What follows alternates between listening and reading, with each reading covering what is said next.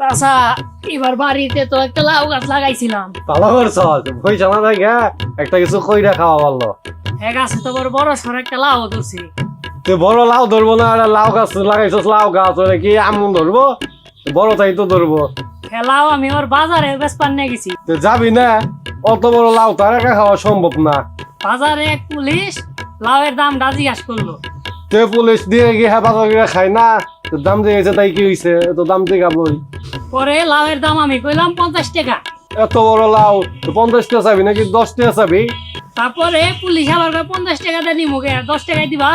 ঠিকই কইছে, একটা লাউ কি পুলিশে 50 টাকা দিয়ে কিনবো? পরে আমি কইলাম বাপের জন্মে জীবনে লাউ খাইছ। তে কইবি না, পুলিশ দিয়ে কি দরান যাবো মিহি? হ্যাঁ 50 টাকার জিনিস 10 টাকা কব? হ্যাঁ তুই আমার রাতি জানা। পরে পুলিশে আমার কান মোলা দিল। ভালো করছে, তুমি পুলিশের নামে বেদবি করবা, হ্যাঁ তোমার আদর করবো। পরে আবার থানায় নিয়ে গেল। তো পুলিশ তো থানায় নিব, হ্যাঁ কি তোমার তার শ্বশুর বাড়ি নিব নাকি? পরে বড় দারোগায় আমারে ছাইরা দিল। বড় দারোগাই তো তোরে ছাড়বই, এটা স্বাভাবিকই। দেখতে হবে না তুই কার বাতি যা